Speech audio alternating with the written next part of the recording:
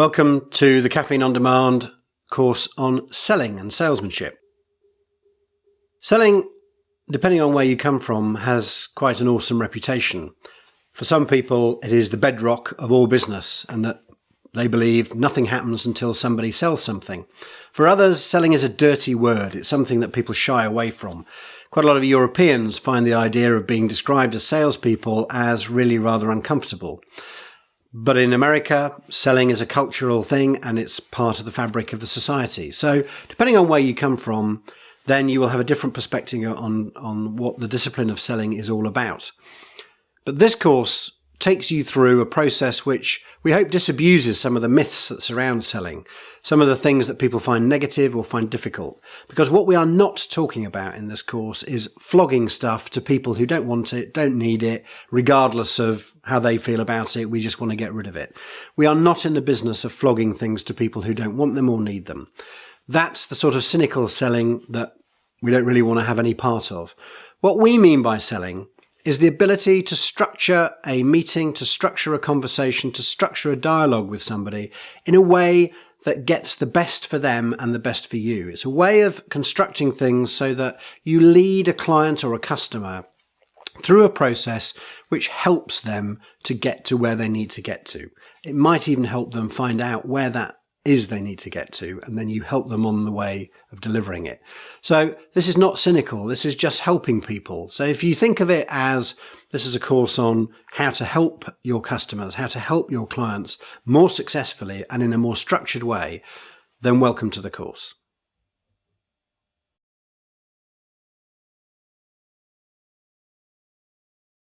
There is a management guru, a man called David Kean, who was a professor at Harvard Business School, who tells a lovely story that illustrates brilliantly this idea that you're there really just to help your customers, to help your clients, rather than just to sell to them.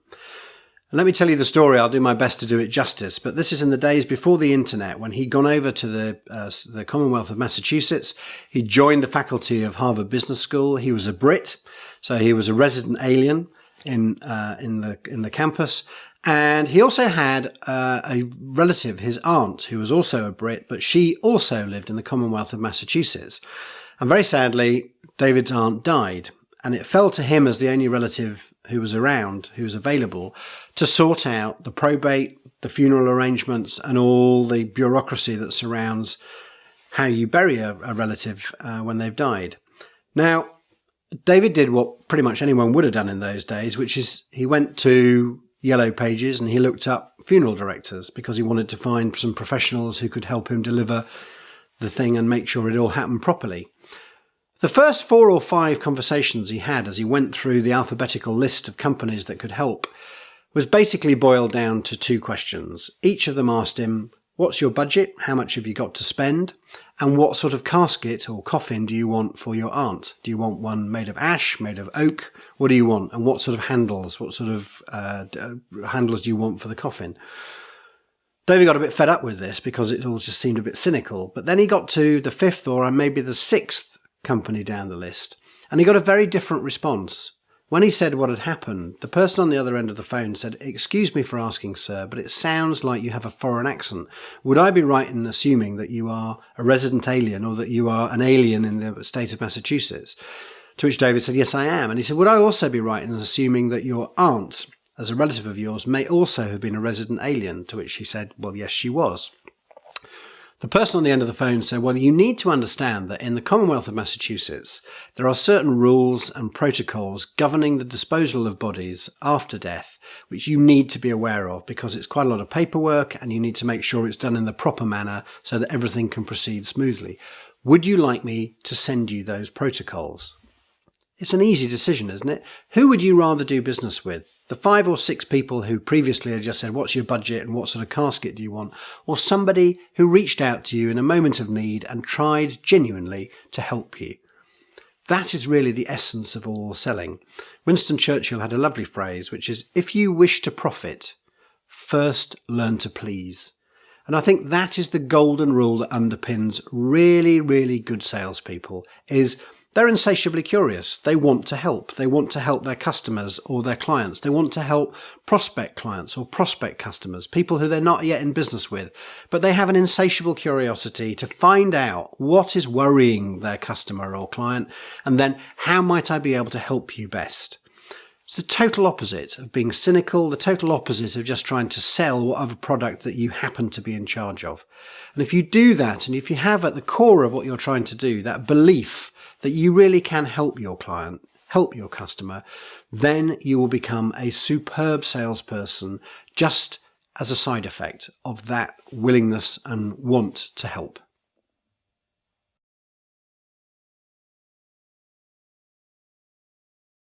I want to give you an example of selling in action, a really good way of learning from people who are really genuinely brilliant at this.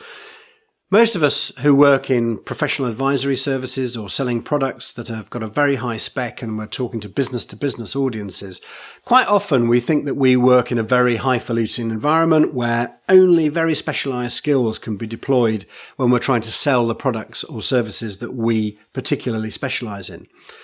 I think we would dispute that. I think the best salespeople you can spot in any walk of life, most particularly tradespeople. There are quite a lot of people who are artisans or tradespeople, people who sell things like fruit and veg at your local market, people who maybe make clothes or are tailors, people like that. Pass the skills of selling down from generation to generation. And those are people, if you take the time and effort just to stand on a street corner and go and watch a fruit and veg salesperson, you will see some brilliant examples of terrific salesmanship. It's not cynical.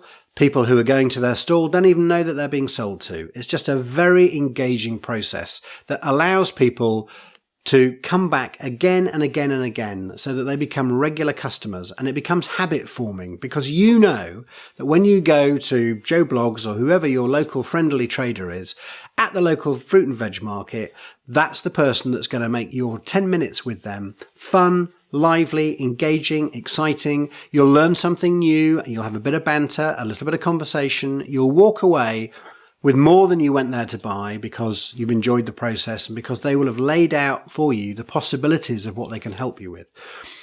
But you'll also walk away with a smile on your face. And that is the mark of a really true good salesperson, is that everybody wins.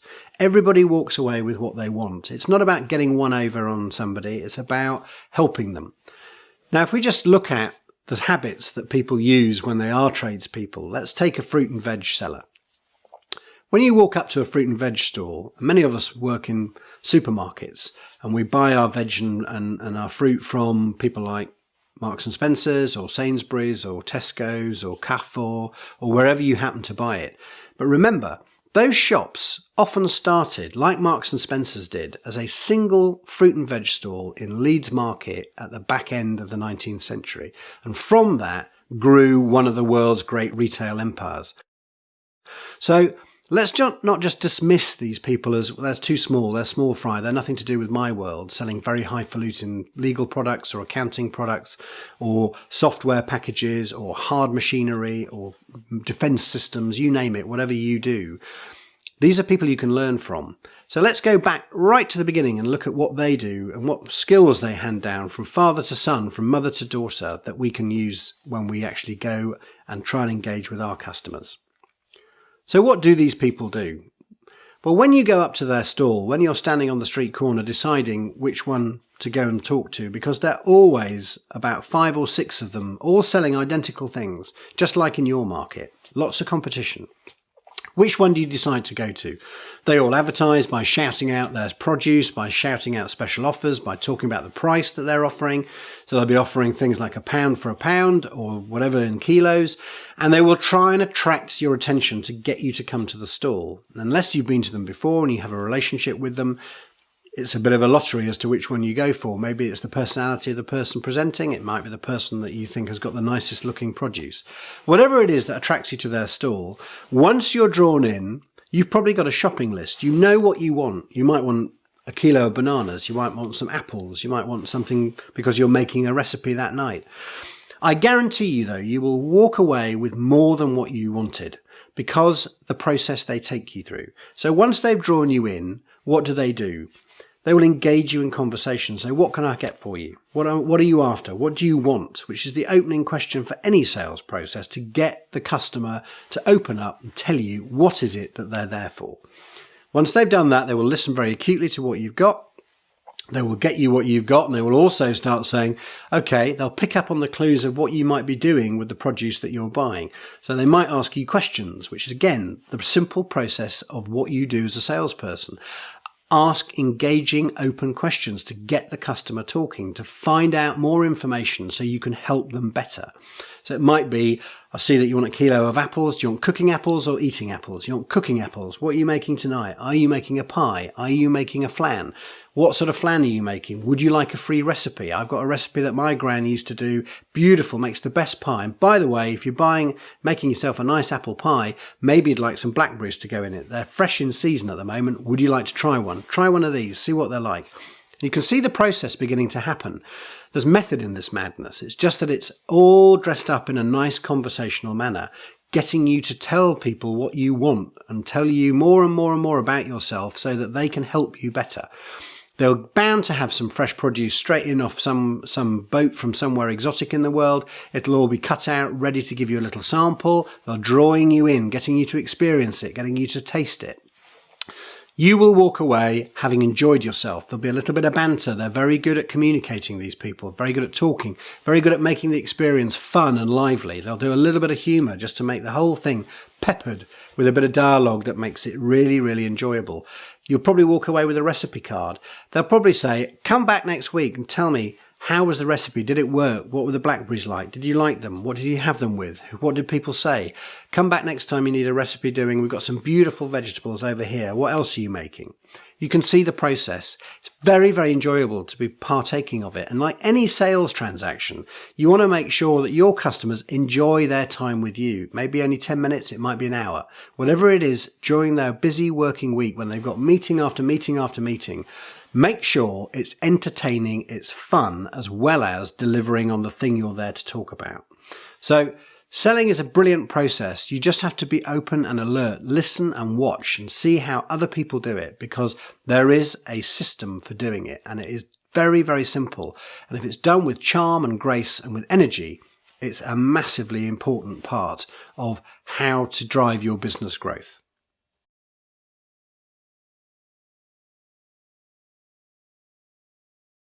I want to talk a little bit about how, as a salesperson, you can position your product or your service in a way that sets a price expectation. Because for many of us, it's quite an awkward conversation to have when you're trying to position price, because quite often you will get knockback or objections from a customer. But I want to give you an example from my life where I bought for the very first time, instead of going an off-the-peg suit, I wanted something that was me, that was bespoke for me. So a friend of mine had recommended a tailor. The tailor service was one of those ones that comes to your office and they measure you up and they help you. I'd never had this experience before. So the salesman who came along, the tailor who came along with his swatches of cloth and with his book of samples, had to take me through the process. But it wasn't a pain. It wasn't being sold to. It was just a very clever system for helping me find out what would work best for me. So what he did was he took me through a very clever process, which was very simple, but helped me understand A, what I wanted and articulate that so that he could then interpret it as a design, but also to give me the positioning that was right for my pocket. So what did he do? Well, he started off by asking me, as all salespeople should, how can I help? What would you like? Tell me more about what you are interested in. So I outlined the fact that I wanted a business suit. I wanted something that was comfortable, that would wear well, that was two-piece. I thought I wanted maybe 2-button or maybe 3-button. Could he advise me on that? That I wanted buttons down the cuff, that I wanted the thing to fit well, be nice and snug, that I wanted it to have longevity. And so what he did is he very quickly got an idea of what sort of thing I was after. Then he got his swatch books out and he had 3 different swatch books. He said, this is our top end stuff. It's made of mohair, silk and cashmere combinations, and we call it the Elton John. And that's because it comes at a very steep price, and it's the sort of thing that you might want if you've got a really rich budget. Now immediately I'm thinking, oh, that sounds a little bit rich for my blood, and maybe that sort of fine textured suit might not wear so well, and it might be great for the one-off, but I'm not sure it's going to do me for day-to-day business. So he then said, well, look, let me show you the other end of the extreme. This is what we call our junior executive suit. Well, immediately I'm thinking, I'm not a junior executive. I don't want to be a junior executive. I don't want to be positioned that way. So he'd very cleverly depositioned me from that one, but he did show me what it was, and it was made of polyester mixes, something that was a little bit more hard wearing, or a lot more hard wearing, but which maybe wasn't quite right or going to give me the kind of cut that I wanted. Where am I left? I'm left in the middle, exactly where he feels I should be and exactly where he wants me. That is the swatch book, where it's mid-range price. It's at the top end of mid-range, but it's going to last and last, and it's going to be a really nice woolen mix that works well, looks good, hangs right. So now we've already established this is what I need, this is what I want, and this is the right sort of price limit that I'm going to have. Now he needs to find out about cut, cloth, he needs to find out about accessories like buttons and things like that. So we get into a conversation, and he leads me through a process which guides me, a bit like starting with wide and going down into the final conclusion of what it is that I needed. So he's asking me questions about things like, do I want at the back of my jacket single vent or double vent? Now, I wouldn't have known one or the other, so I said, well, maybe a single vent, which is just the single strip down the back of the jacket at the bottom so that the cloth can flex for whenever you move your body. There was a slightly disappointed look on his face, and I thought, okay, that was probably the wrong choice. So I asked him, why would you not have a single one? He said, well, sir, to be absolutely honest, if you have a single vent in a jacket, he said, a lot of gentlemen like to stand around. Quite often they'll put their hands in their pockets. If you do that, the view from the rear, when the single part of the jacket splits, just leaves a great big expanse of the back of your trousers, which, with the best will in the world, isn't particularly the image you probably want to convey.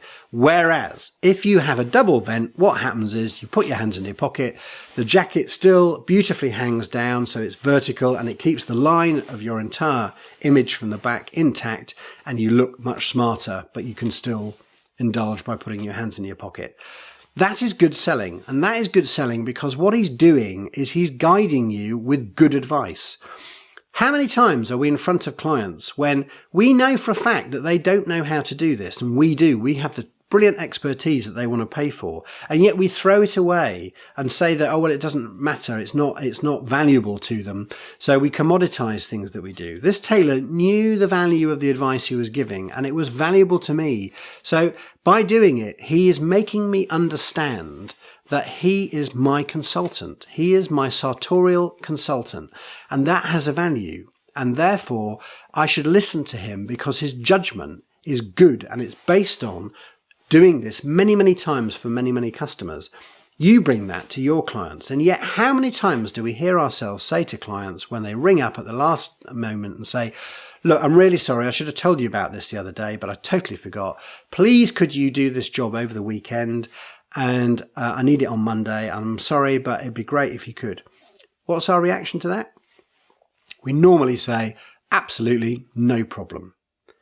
And then we should kick ourselves because actually it is a problem, because by doing it at the last minute, we've probably got to pull other people off another job. We've got to work over the weekend, and yet we've just given it away. And if we try and have the temerity to then send the client an invoice for that time over the weekend, they'll probably reject it because they said, hey, why are you asking me to pay for this when you told me on Friday it was no problem? If it's no problem, it shouldn't have a price attached to it. So don't let people do that to you. Remember the tailor, remember the fruit stall holder. These people are brilliant at drawing a conclusion from a wide angle to try and help their customer, help their client do the right thing. You too can do that, and there's a process that goes with it, and it's called fees. F-E-E-S, fees, and that is what we'll talk about in the next section.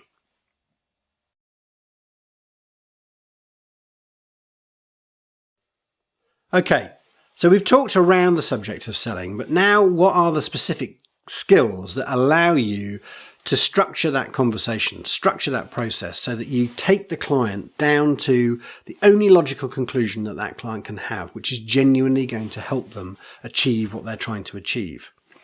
Well, the place to start with it is just to think about for a moment why people buy things, whether it's business to business, whether it's in normal everyday life. People only buy for two reasons. They either buy to help them make a gain. It might be to get competitive advantage. It might be to help them to lift their market share. It might be to get something good out of the transaction. The other reason they buy is to help them avoid a loss. So they may be worried about a competitive move. They may be worried that they're going to lose money if they don't do something. They may be already losing money, but they don't know how to stop losing that money. Most clients, most of the time, especially in a market which is tough, in a market where the economy is maybe in depression or recession, are in the negative buying mode. They're in the mode of avoid a loss. Now, whether they are in avoid a loss or make a gain, that determines how you couch your proposal, because if they're looking for a positive gain, you need to make sure that they understand you are going to help them to do that. And the language that you couch your proposal in needs to be positive. It needs to play on the opportunity that they can get from exploiting the situation.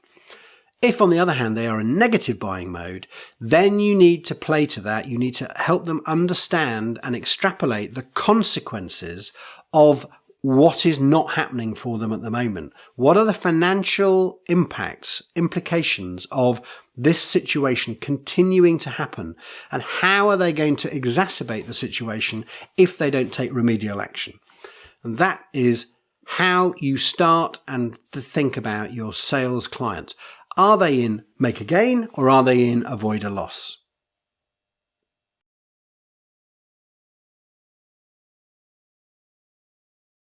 I want to talk about the fees process.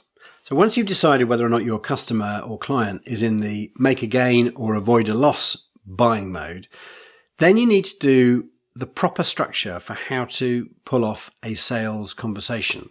Now this we call fees. F-E-E-S. It's an acronym that just hopefully will stick in your mind because it's where the money is.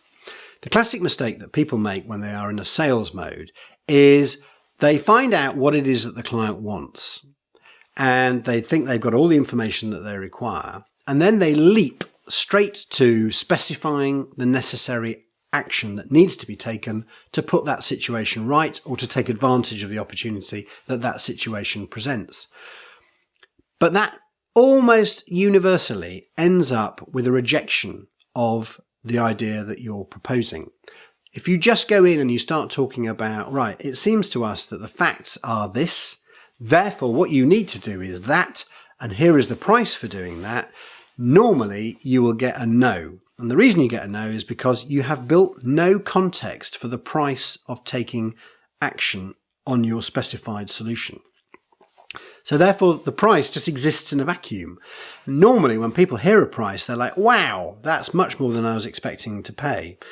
Mostly, they will come back with objections. There is a better way. Proper professional sales approach takes you through a process.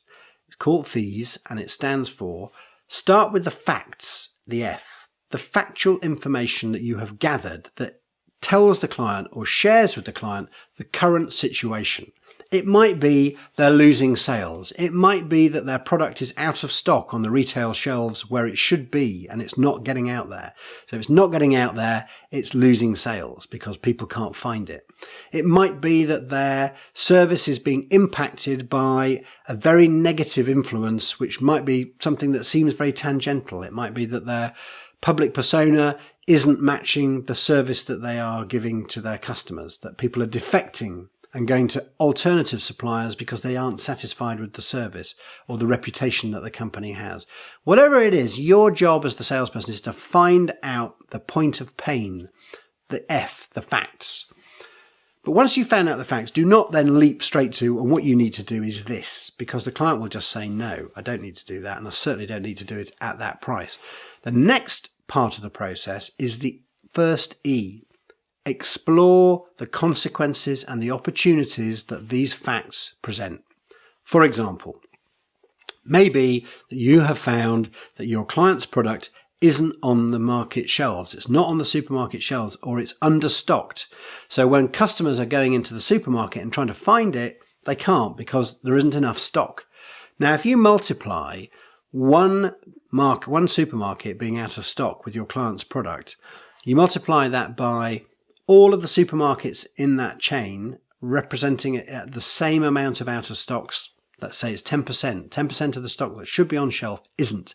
If you multiply that by 600 outlets for whatever supermarket chain that is, and then you multiply that by all the other supermarket outlets that they are represented in, all the other brands of supermarket, suddenly you've gone from a problem which is maybe costing them a little bit of money to a massive problem. Because if they're 10% out of stock in every retail outlet in the country, they are hemorrhaging potential sales. And if they don't put that right, that's going to cost them over the course of 6 months or a year, multiple millions of pounds or euros or dollars or yen or whatever currency you're dealing in. So what you need to do is help the client understand the magnitude of the cost of not putting this problem right.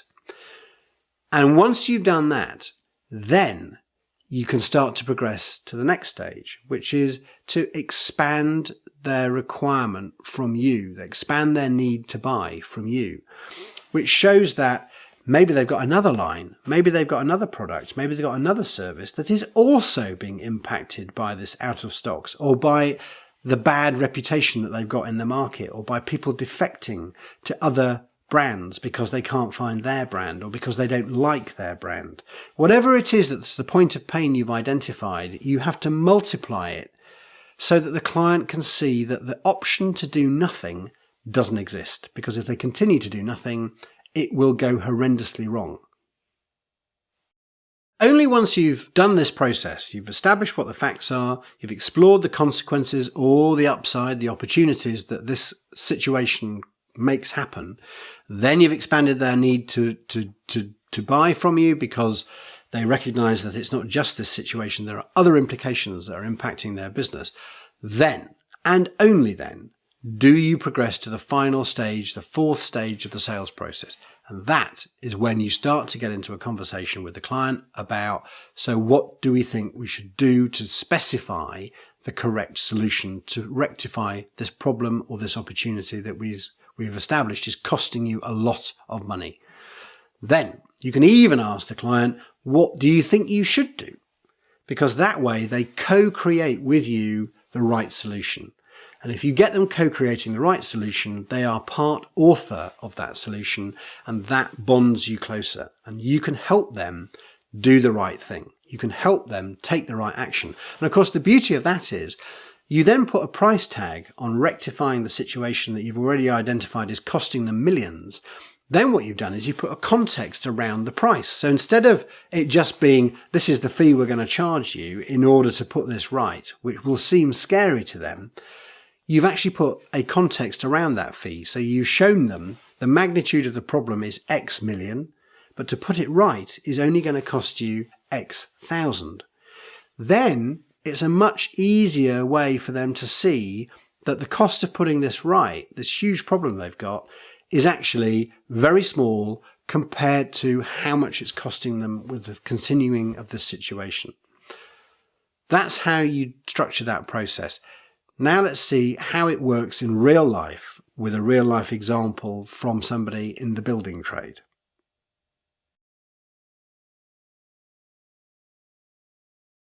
Okay, so let's take an example that everyone should be able to relate to, regardless of whatever industry or profession you come from.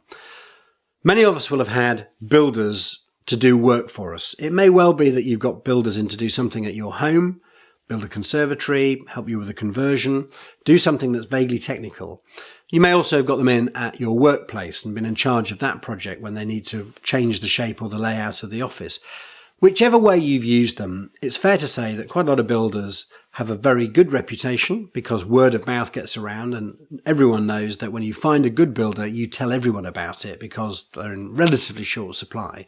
But builders also can sometimes be seen as slightly cowboy-like, and The really good ones that I want to talk about, the ones who are proper, good, consultative salespeople, what they do is the reason that word gets around that they're good is because A, they do a great job. They are technically very proficient, but they are also extremely good at helping their customers, helping their clients do the right thing, make the job work, but do it in the proper way. So I want to take the example of a builder. I want to take the example of a builder where you might, for example, be at home. You've decided that what you want to do is you want to knock down one of the walls in your house because you want to have a much more wide open space inside. You want a bit more air, you want a bit more light, and you want to get rid of a wall so that you can actually have a larger living space and enjoy the space a bit more. Now, what are your options? Well, the first and the cheapest option is you do it yourself. You could quite happily go down to the local DIY store, go down and buy the tools to do the job. You might need a sledgehammer, you might need some technical equipment, you might need some plaster of Paris, some paint, some wood, you might need a few bits of wire, some plumbing, whatever it is. But maybe if you decide you're proficient enough, you could do this. You could remove the wall and then put the room together so that you've made the whole thing work and you've delivered what you want. Now that would probably cost you a few hundred, maybe €1,000 or pounds or whatever the currency is. But you decide maybe you're not quite that confident. So you're going to get some quotes in from different builders. When the builders come along and one of them comes along for the first meeting, they will always ask you the same thing. Tell us what you want. It's the brief, it's the instruction, it's the mandate. What is it that you want us to do for you? How can we help? To which you will then articulate your vision of what you want. I want to get rid of this wall. I want to open the space out. I want more space. I want more light. I want more room. I want it to be a functioning family area. So the kitchen in one area. I want some more settees and sofas and things like that over there. I want some nice hardwood flooring because I want it to be nice and spacious and light. And I want it to be hard wearing so that it can withstand a lot of family action. And I want it to be beautifully lit. And I want it to just function really well as a family space. That's your brief. What will happen then is, adhering to the fees process, the builder will not then just leap straight to a conclusion and say, right, what you need to do. They won't just specify the answer. They won't just go, right, what you need to do is this, that, and the other. So that's going to cost you 15,000. Because they know perfectly well that what you'll do is go, oh my goodness me, I had no idea it was going to cost that much. What they'll do instead is they'll take you through the fees process. So they'll hear what you want. They've found out the facts. So what they'll do then is they'll look at the wall and they will spend quite a lot of time looking at it, touching it, knocking it, feeling it, looking at it from different angles, above, below, the other side, this side. They'll look down at the skirting board. They'll look along the perimeter. They'll look around the edges. They'll look at where the windows are. They'll look at all of that. And the reason they're doing that is so they can go to stage 2. Talk to you about the facts and then explore the consequences and the opportunities of doing this properly. So what they'll do is probably they'll come back and they might say, okay, let me just really understand what you want. You want hardwood flooring, you want this wall knocking down, you want to make sure it's a through space, you want to have it nice and light, nice and airy, you want to make sure it functions as a space. Yes. Let me tell you what's involved with making that vision a reality. This is when they will bring their expertise to bear, and this is when you realize as their customer, you need them. Remember the tailor, they are bringing their expertise to bear. So what they will do is then they will explain to you, using quite a lot of jargon probably, a lot of their own technical words, what you need to get this job done properly. It may well be that they will say, if this is the wall that you want to take down and dismantle, you need to understand a few things about it. You might need to understand, for the first and most important thing, this is a retaining wall. So this is the wall that spreads the weight of the building around so that it makes sure it's a stable structure.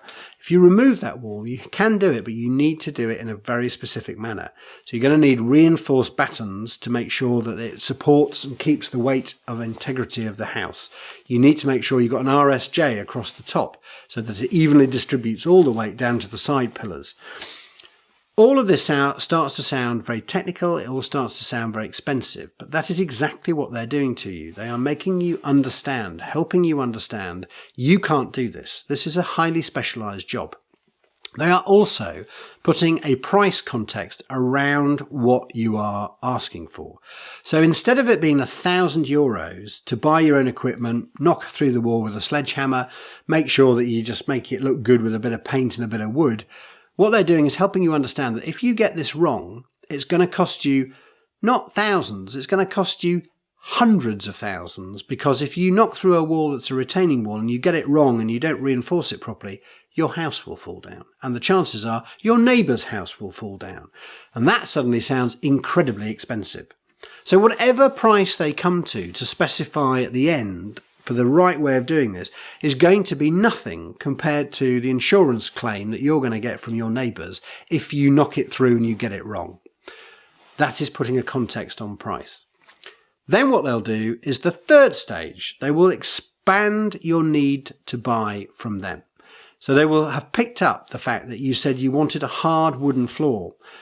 Now what they might say is, can I just ask you, are you going to pull up the floor before I bring my work team in here to move this wall, put in the RSJs, the reinforced battens? Or are you going to need somebody to come in and sort out the flooring as well? Yeah, well, I'm a busy person. I'm sorry I don't have time to pull up the floor, but I would like it coming in. And you've just become even more reliant on them, because they will probably say, okay, I do know a flooring specialist. Would you like me to put a quote in as part of the overall spec for the job so that you know how much that's likely to cost and how long it will take? Of course you would.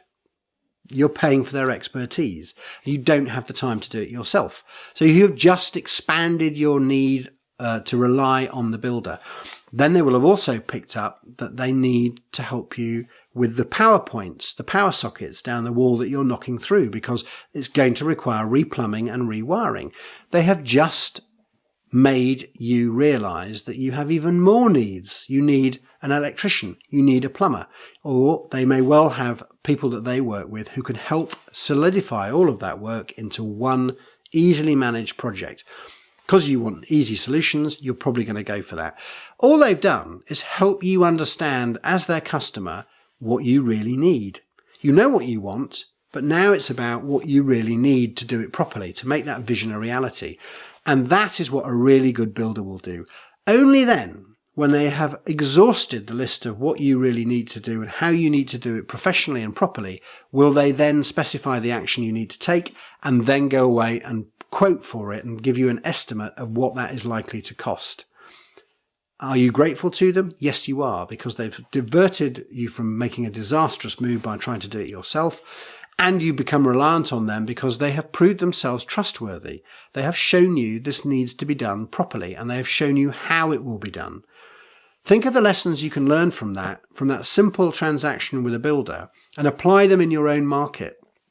Whatever you're selling, that's the process you need to take your client through. You need to help them discover what they want and how it needs to be done in a way that delivers what they want, but does it properly, cleverly, the right way. And then you've put a context around what you do, shown them that the wisdom you bring, they can't bring, and therefore it has a price and a value which they will be prepared to pay.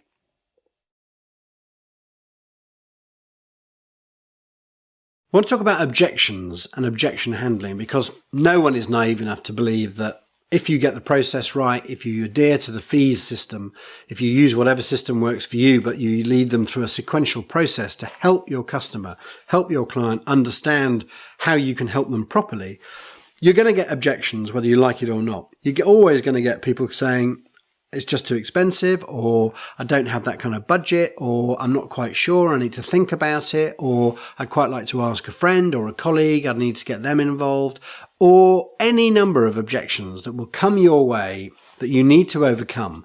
Because very, very rarely do we find ourselves in a situation where we're presenting to a client the right thing to do without them having a view about it, or at least pushing back a little bit on either elements of the detail or just on the general proposition. If they do object, all that means is they want to know more. They need to know more before they can commit. And most of us, most of the time, because we're human beings and we hate to hear the word no, it feels like a very personal thing. It feels like a sting from a wasp. Try to get over that, because the professional salesperson understands that objections are just a way of a client or customer interrogating and trying to get to an understanding of what they need to do so they can take the right action. It doesn't mean that they don't like you. It doesn't mean they're not going to do it. It doesn't mean anything other than they need more information.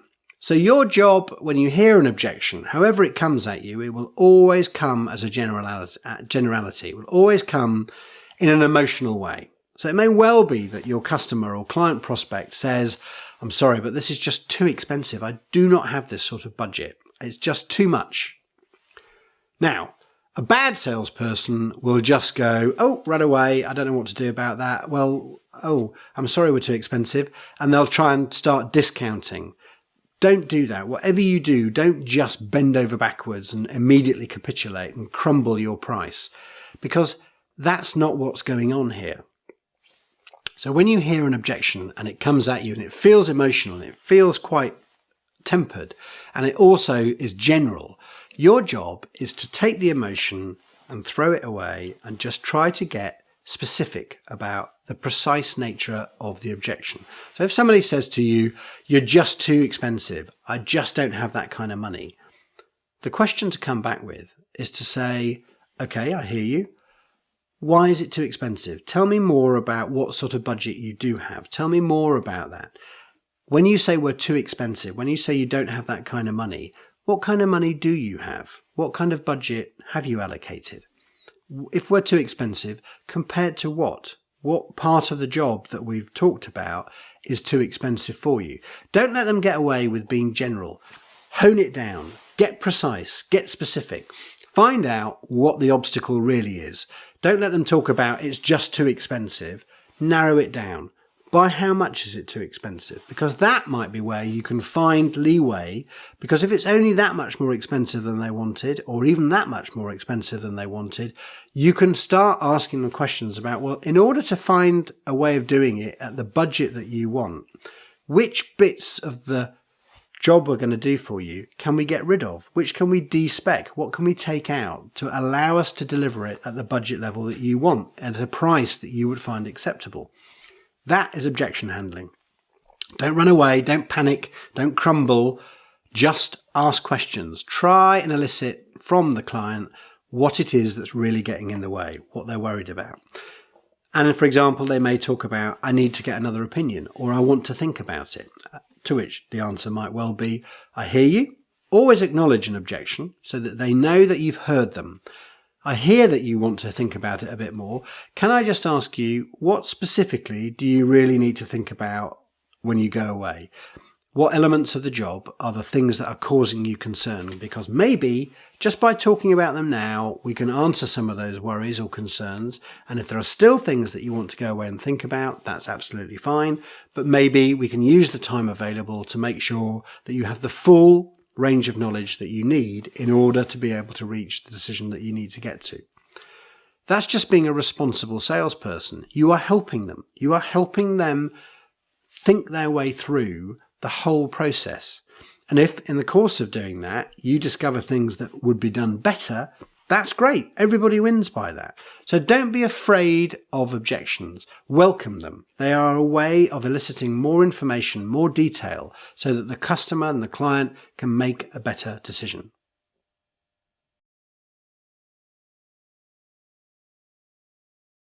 Closing techniques.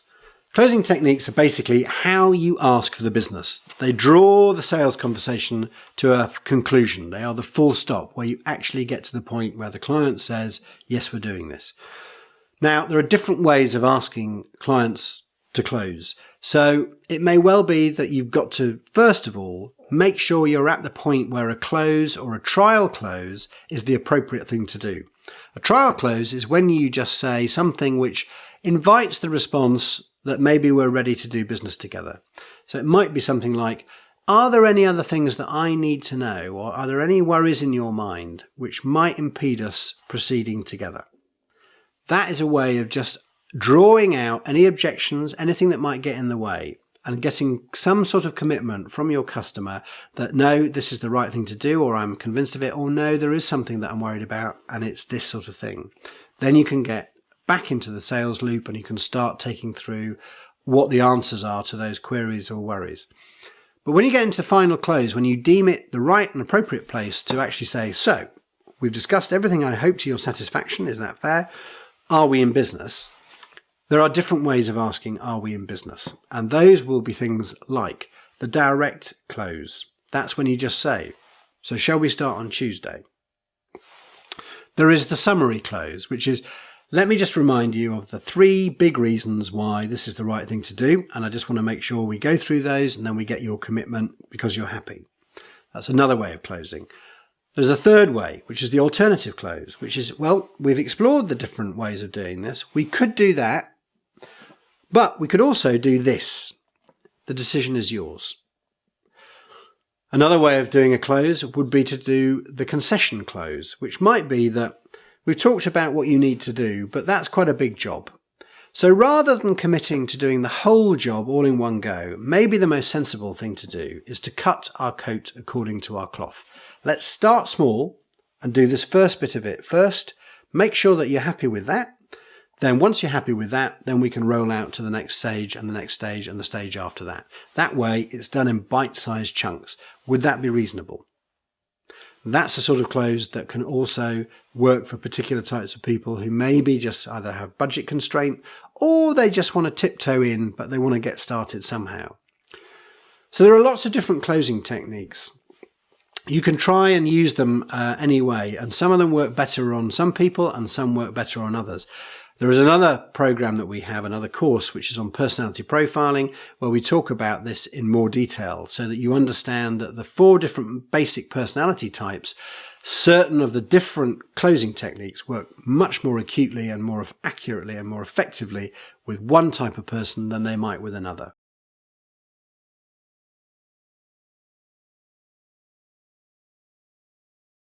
The timing of the sale is absolutely crucial. Quite often people ask us, well, when is the right time to approach a client? When is the right time to make the sale? When is the right time to get into that conversation? Well, the truth of the matter is great salespeople are always on the hunt. They are always alive to opportunity. They are always thinking and listening out for opportunity or consequences or problems or things that their customers or clients might be worrying about. And if you're out there trying to solicit new clients from other competitors or people you've never worked with before, the same thing applies. Help them. Seek to help. Don't try and just flog them something that you've got because you've got a new product. That's bad selling. Try and find an opportunity where they've got a genuine concern, a real worry, a real and present danger in their marketplace that they need to be addressing, need to be thinking about. Or an alternative one is where there's a huge opportunity that you've spotted because something in their market, something in their company is putting them in the right time, right place to take advantage of something that you know about or you've discovered. And if you get into dialogue with them at that moment, then you've got a chance of trying to get them to try you out, which is all you can do, is just try and get them into dialogue. Try and help them understand that you get their business, you get there and you're trying to help them. And if you do that, then you might get a project. And if you get a project, you're in. And once you're in, you can prove your worth every day by showing them we are hungry, we are on you, we are all over your business, and we are really wanting to help. So find the right time. Give you an example of the right time. Some people say, once you've won a client, is that a good time to try and sell them more stuff? Or do you wait until halfway through your relationship? Or do you wait until the very end of a project before you do it? So when is the right time? Well, we would argue that, yes, it's quite good to ask them at the beginning, because if they're a new client or a new customer, chances are they're very open to you because you're a new person to play with, and they're probably going to be receptive to your ideas. It's not the best time to ask, but it's a good time. When's the worst time? Well, when a project has just finished is normally when people will try and sell more to a client. We've just done this project. Can we help you with something else? Bad time to do it. Reason it's a bad time, because quite often when you're at the end of a project, maybe the project wasn't delivered quite the way the client had expected it. Maybe there were a few problems along the way. Maybe it's left a slightly sour taste in their mouth. Maybe it wasn't quite as good as they were hoping it was going to be. Maybe the invoice was bigger than they were expecting. Maybe. There may have been things that maybe just left them feeling a bit flat. So don't try and sell at the end. So when should you sell? Sell in the middle. Sell in the middle of a project. Might sound counterintuitive, but let me give you an example. Many people use caterers, outside caterers, when they host a party. Maybe that you do it at home or at work. But catering companies are often small enterprises which are run by the owner-entrepreneur. Now these people, owner-entrepreneurs, are brilliant at selling, and the reason they're good at selling is because if they don't sell, their children don't eat. Unlike most of us who are on a salary, these people are very, very good at spotting and listening and working out an opportunity when they hear it, but also making that opportunity. So imagine a scenario. You decided to use an outside caterer. You are putting on a do. You're putting on some kind of canapé, maybe some kind of evening soiree, and you get some caterers to come in and sort out the drink, sort out the serving, and do the food because you want to enjoy yourself, and that's fair enough. Now, if they come along, just think about it. You are the person who's about to play host to a big party. How do you feel just before the guests start to arrive? Truth of the matter is, you're full of anticipation. You hope like heck it's going to be a really, really good party, that people are going to enjoy themselves, but you are slightly nervous because this could all go wrong. It could all happen and be great, but it could also, there could be breakages, there could be things that go wrong. Maybe nobody will turn up. Your worst nightmare is that no one turns up. So you're slightly full of trepidation. You've never tried these caterers. Will they be any good? Will the food be any good? Will their people be good? Will they be polite? Will they be efficient? So there's quite a lot of angst at the beginning of a job. Same with your clients. Whatever you do for them, they've never used you before. They will be nervous. They will be open but nervous. Think now how you feel at the end of the evening when your party is finished, the last guests have left. You might feel a sense of relief. You might feel exhausted. You're probably feeling, phew, I'm glad that's over now. But you will probably be feeling a little bit flat because you're receptive, but you've done it, it's gone, and it's a bit more sort of, I'm glad I got away with that. How do you feel in the middle of the party? Well, the truth of the matter is, that is when you are at your most optimistic, because by now, guests have turned up. People are enjoying themselves. The visible evidence is before your eyes. You are floating around the different groups in the room saying, and everyone is saying, what a great party. Thank you so much. The food's amazing. And they're having a nice time. They're drinking. They're enjoying themselves. Everything's very convivial. That is the point at which you are feeling good, feeling like this has worked. I'm very glad I did this. This is fantastic. These people seem to know what they're doing. I'm glad that I got them. That is the point at which the entrepreneur, caterer, will come up to you and just very quickly say, can I just ask, is everything to your satisfaction? Yes, you say. It's brilliant. I'm really enjoying it. Thank you. Your people are really lovely, and I think the food is amazing. And everyone's been saying what a lovely party this is. So thank you. I really appreciate it. That's the point at which they will then say, can I just float an idea with you? I'm glad everything's going really well, but I'm just conscious that just round the corner in a few months' time, we have the holiday season. Now, we're getting quite busy for the holiday season, but if you decide that you might want to do something similar to this or just another party, would it be okay if I put a time in your diary to have a little discussion about what we might be able to do that makes it unique, makes it fun, and makes it enjoyable so that we can have a chat about that so we can plan it ahead? You are absolutely enjoying yourself. Of course you're going to say yes. Of course you're going to say, yeah, I'd love to. That'd be great. Why don't we speak next week? To which they will say, that's great. I will call you or drop you an email just to say when we can speak, and then hopefully we can have a chat about it and I can help you make the next party as successful as this one. End of sales pitch. You have just been closed. You have just been sold to, but not in a nasty way, not in a cynical way, in a way where they're trying to help you and trying to do the right thing by you that works for them and works for you. Nothing wrong with that. Sell in the middle. If you've got a client job, sell right in the middle of it when it's really going well and when you think that the client is at optimum buying mode, because that's when you can be most received well and when they will be very receptive to your sales message.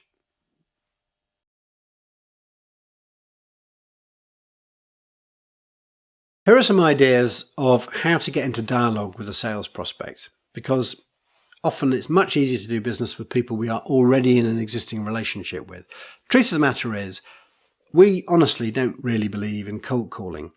We believe in the 6 degrees of separation. I think you will probably know this, but they always say you're only six different people away from speaking to the Pope. And the reason they say that is because people know people know people know people know people. And that's what you're trying to do. You shouldn't ever have to do a cold call. It should be fine that you can do a warm call. It's so much more engaging when somebody rings you up or gets in touch with you and mentions in the first sentence the name of somebody that you as the prospect already know. Now, if they do that, you're much more likely to take the call. You're much more likely to try and meet with the person that's been recommended or whose name is being used.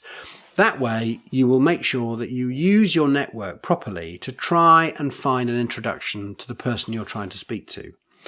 Do it. Try it. Do it religiously. Do it methodically. Do it systematically. And you will find suddenly that your sales pipeline has been massively filled because you are exploiting your little black book, your list of contacts, your network, in order to try and fill your pipeline with conversations with people where you think you can help. But again, just going back to that very first principle, do make sure you believe honestly that you can help these people. You need to find the way you can help them best, and that means you need to get into dialogue with them. Good ways to get into dialogue are just remember that in this electronic age where people are tweeting and Facebooking and digitizing everything, where emails are flying around the world, there is no substitute for personal contact. Face-to-face contact, trying to get in front of somebody, will win every day over an email when you're trying to build a relationship.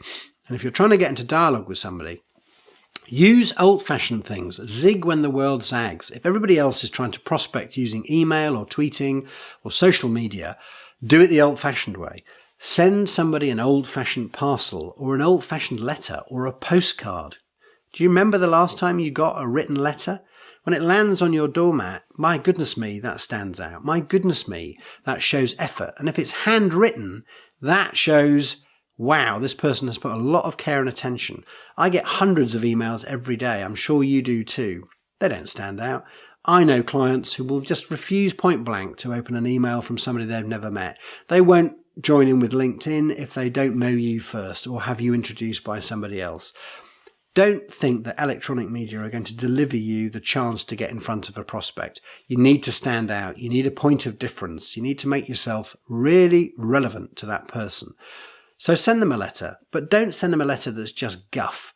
Send them a letter about something where there's an article that you've seen which might be of interest to them, something that they should be aware of, something that you can send them maybe which intrigues them or gets them into feeling, maybe I should speak to these people. You may have written a book. We write books all the time.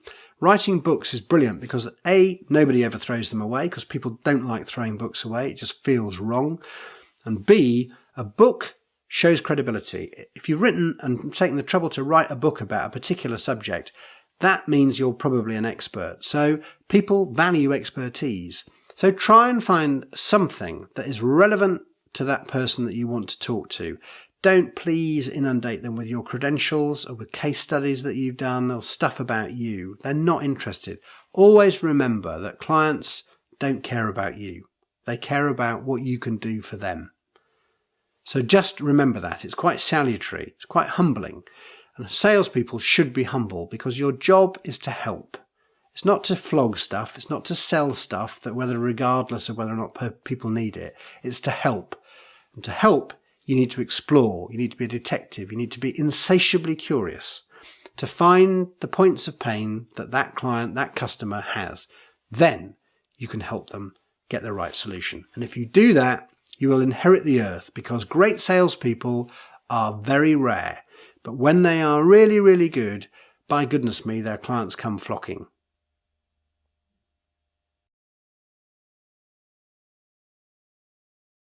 Two essential and final prerequisites for selling. 1, belief. You must believe you can help and you must believe in your product or service. The second one is tenacity. Tenacity is something that people don't by and large have. Great salespeople have to be tenacious. And the reason for that is because you won't always knock on the door and get a very receptive welcome. You won't always knock on the door and find that you've got it right. You won't always knock on their door and find they welcome you with open arms. You have to be tenacious. Let me give you an example. It takes time to get into dialogue with somebody before they trust you enough to give you a project, to help them, to let them help you. Like Jerry Maguire, that's what it's all about, is help me to help you. And that means you need to elicit information out of your prospect client or your client so that you know enough to be able to diagnose the problem and prescribe what the solution is. So be tenacious, keep going. Try and keep going with a smile on your face, because we are so much more attractive when we smile and when we are open and when we are engaged, interested and interesting than when we are sour, vinegarish and just trying to just get our sales quota. People don't respond well or warm up to people who are cold or aloof. They do like people who are curious, insatiable, tenacious, nicely tenacious, but tenacious nonetheless, who won't let go and who try and help at all junctures. So don't be put off. If it doesn't work first time, try it second time. If it doesn't work second time, try a different approach third time. If that doesn't work, keep going. As Winston Churchill once said, never, never, never, never, never, never, never give up. So don't give up, but do try different ways. If it's not working one way, try and find another way. There's so much advice out there, so many beautiful ideas, from market stall holders right the way through to top management consultancies.